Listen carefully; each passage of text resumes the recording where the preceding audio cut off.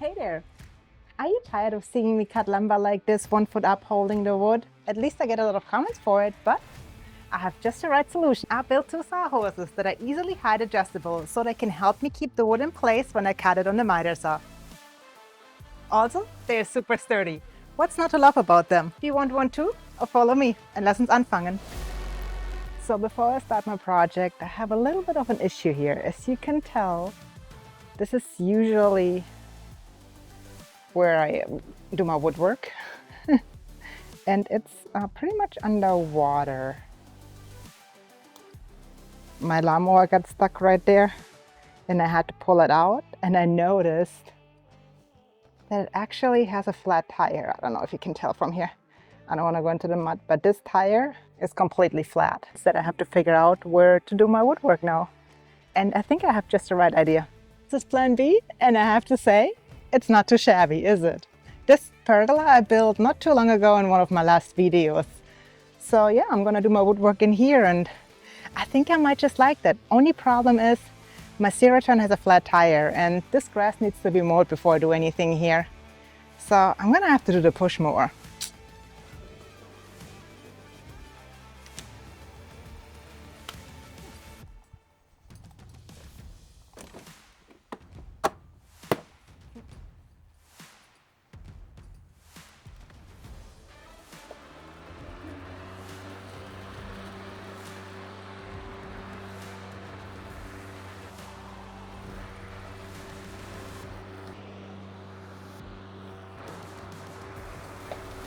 The project will mainly be built out of 2x4s, but I do have some 2x6 cut-off pieces that I will use as well. I still found most of them in my lumber pile, so I didn't have to go to the lumber store, because every time I find some straight ones, just like this one, I get a few more.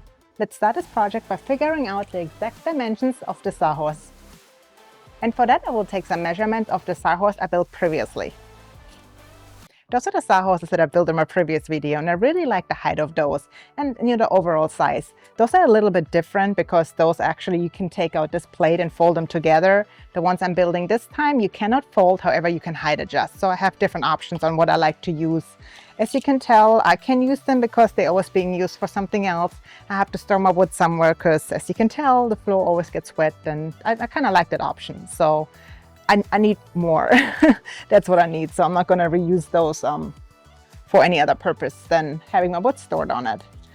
Height-wise, it's about, it's just under 30. So I would probably make the height 28.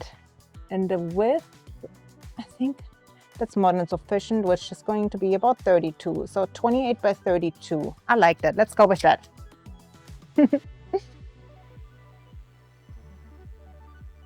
I'm gonna mark this at 28.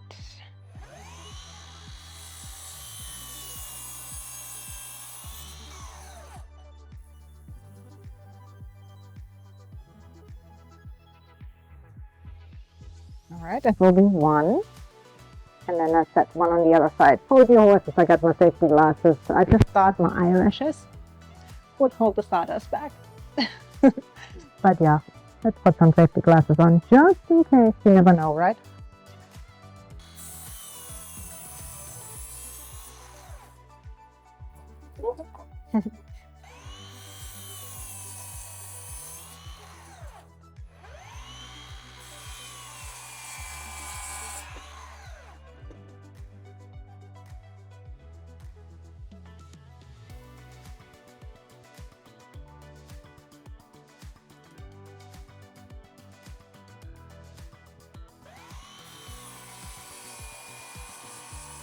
All right, I'm building something so I don't have to use my leg anymore to hold the wood, but I will not stop crossing my hands. I've always done that.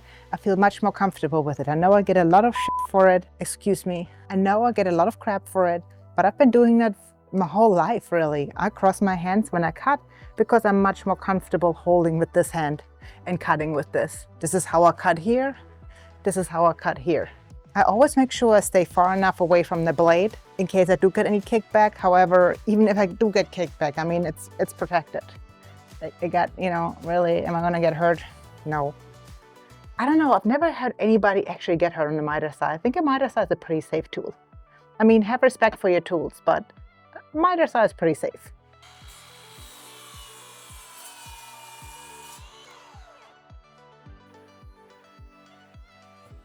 Okay, I survived, right? So I have the first few pieces cut, and this is how the layout will be. So those are the pieces with the 15 degrees.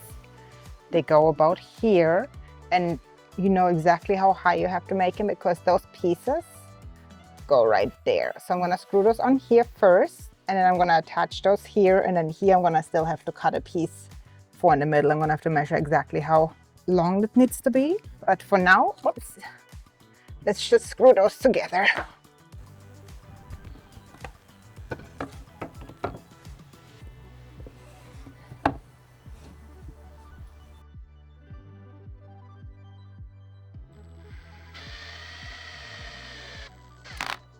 Okay, number one is in. Let's make sure this thing is square before we attach the rest.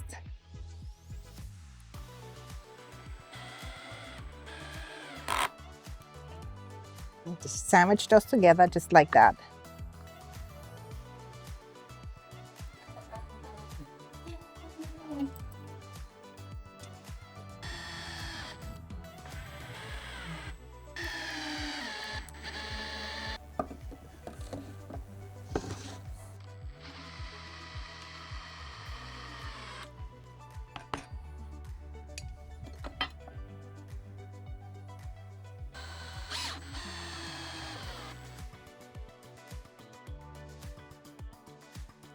Oh, that's perfect.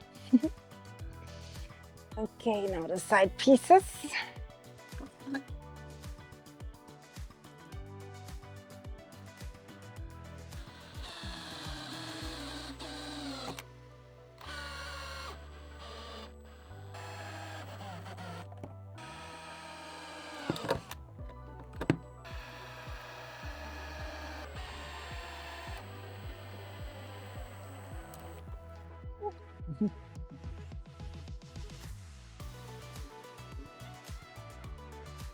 Pretty cool.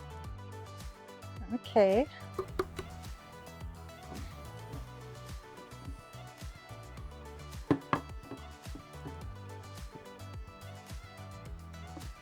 Okay, the outside part is built.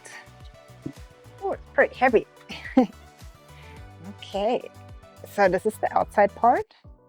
I mean, obviously the ground is very uneven here. Here we go, better.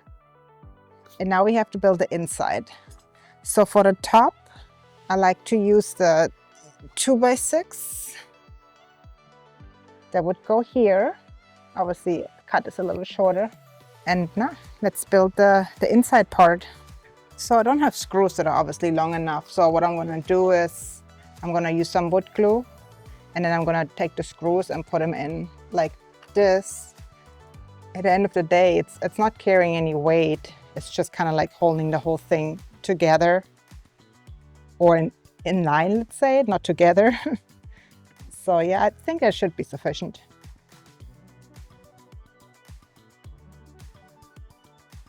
Let's see if I can get this in angled. The one thing I almost forgot is to drill in the hole, so I'll do this before I assemble this thing now. That's important because it's just much easier to do so.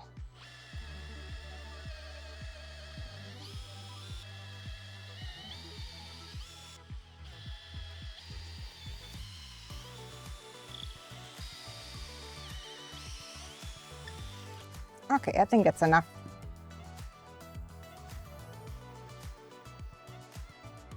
All right, and now let's put this whole thing together.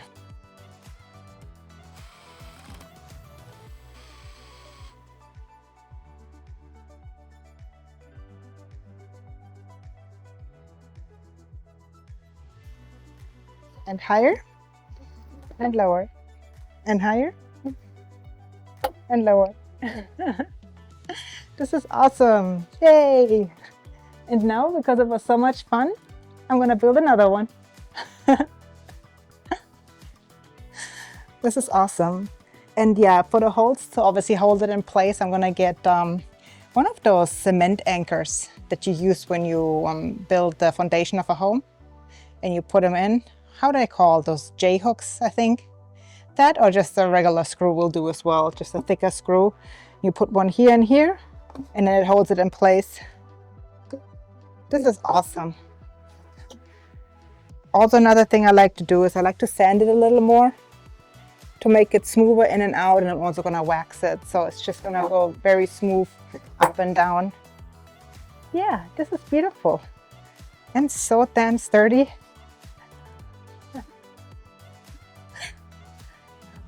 This is not going anywhere. Those are pretty heavy as well.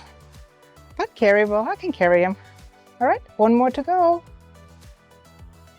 The trick to get the screw string at an angle is to just go straight initially. And you back up. And then you don't go all the way out, and then you squeeze it down. And then you go at the angle you actually want. And then usually it ends up exactly where you want it.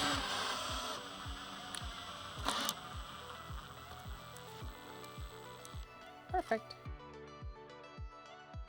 So I can't believe it. I have so much scrap wood here, but none of the pieces that I have actually fits for the pieces that I'm still missing. So I'm gonna have to head to Home Depot. I have to go to Home Depot anyways because I need those J-hooks that I was talking about earlier, if they're even called J-hooks. Anyways, I'm gonna go get them. But before I head to Home Depot, I'm gonna take a quick rinse in my outdoor shower. If you'd like to join me on my Patreon, let's go. I'm fresh and clean and back from Home Depot to buy my galvanized anchor bolts. That's what they are called. I also purchased a piece of lumber that I was still missing, and I finished the build, which means we are fertig. Wow, another project in the books. And I'm so happy about this one. This project was really needed. But what do you think about it? Please leave me a comment below, like and subscribe to my channel. If you have not done so, please click the bell button to get notified of new videos. Also, if you can, please join my Patreon. That helps me create more YouTube videos. See you next time.